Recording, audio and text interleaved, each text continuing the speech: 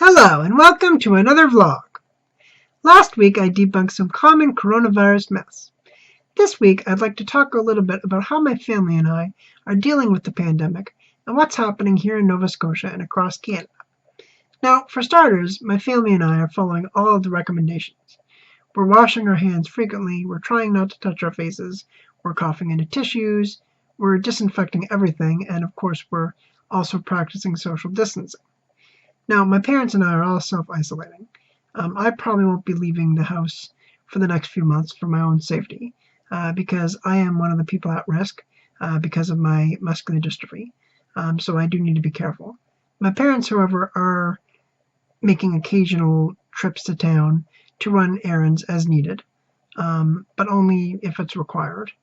And when they go out, of course, they're taking all the necessary precautions and social distancing to make sure that they don't get exposed to the virus. And when they come back, they're, changing their clothes and washing their hands and disinfecting things just to make sure that they don't bring the virus in. And my caregivers are also coming to work still, but they're also taking all the necessary precautions.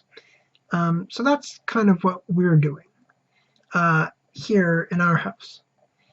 Now, as for Nova Scotia, the government of Nova Scotia and all other provinces and territories in Canada have declared states of emergency. In Nova Scotia, they've closed the border to anyone non-essential. So if you're not an essential employee, like a truck driver, a first responder, or a medical professional, you're not allowed in and out of the province.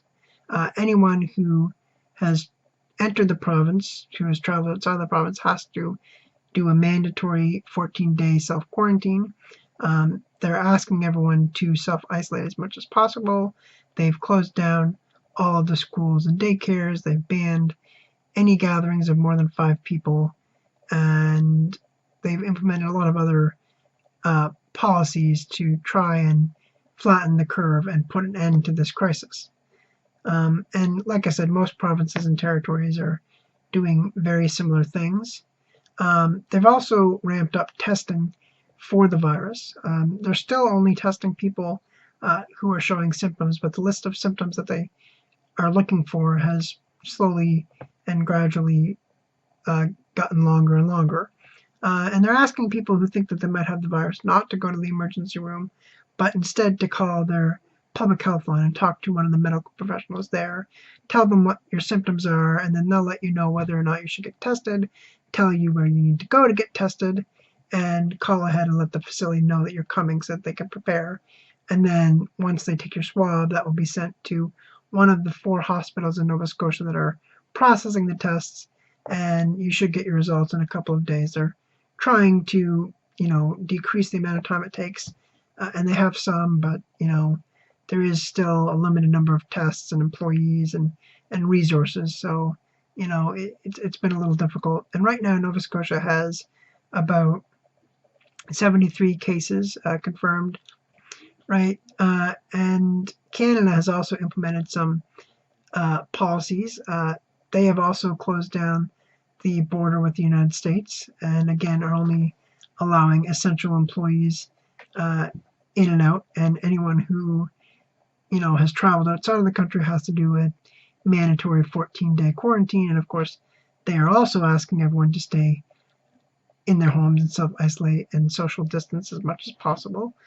And the government's also put together an $82 billion financial aid package for any families or individuals who are struggling financially because of the pandemic, because a lot of people have been laid off and aren't working.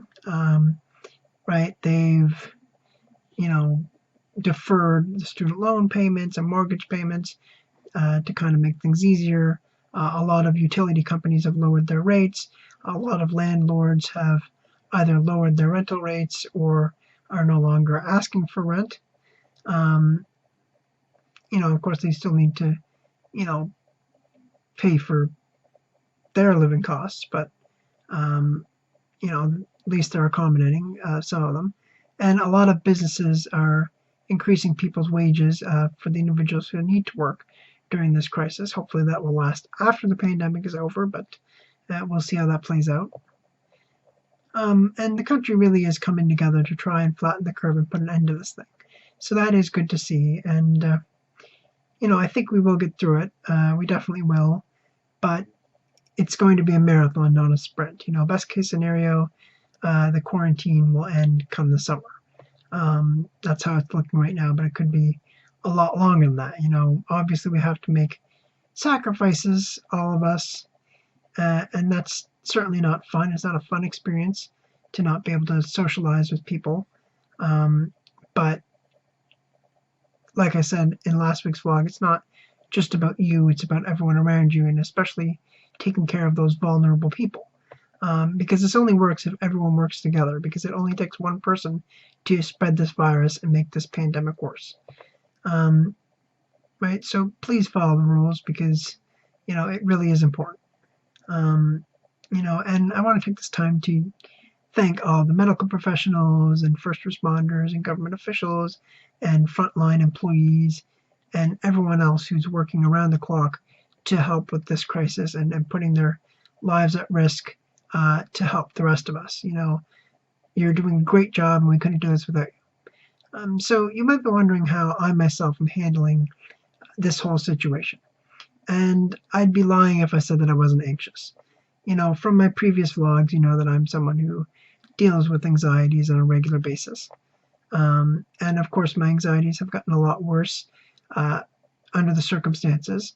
I'm trying to avoid social media and news as much as possible, but of course that's easier said than done, because we live in a society that's built around social media and a 24-hour news cycle. And, we do need to get some updates on what's going on. So that's all important. But it definitely is causing some anxiety. So I'm employing all of the typical anxiety management strategies, deep breathing, grounding, cognitive behavioral therapy, and those are helping some. But the main thing that I'm doing is keeping myself busy. I'm, watching a lot of movies, listening to music, playing a lot of video games. I've been doing a lot of that. I've done some writing. I've done a little bit of work for my job, although I don't have a lot of that at the moment. I've done all of those things, and that's helping. I'm also, checking in with my friends and family. I've been speaking with my brother and sister on the phone quite a lot, and really talking in itself is a good way to deal with the anxieties, because, it just having someone listen to your feelings and your concerns can help. Another thing that I do is I pet my dog. That's scientifically proven to help reduce stress. The healthcare system is under enough stress because of this pandemic. We don't need to add more stress by, having heart attacks and stress-related ailments. So, do take care of yourself. Keep yourself busy. There are a lot of activities that you can do that are safe and comply with the regulations. And, a lot of stores are doing the same thing. Across Canada, most non-essential businesses have closed down. Some restaurants are still open, but they're only offering take-out and delivery, and the remaining establishments that are open, mainly grocery stores, drugstores, and banks, have taken a lot of precautions. They're limiting how many people can go inside. They've got plexiglass up to protect their employees, and they have tape on the floor showing people where to stand so that they can maintain that 6-foot distance. So if you do have to go out,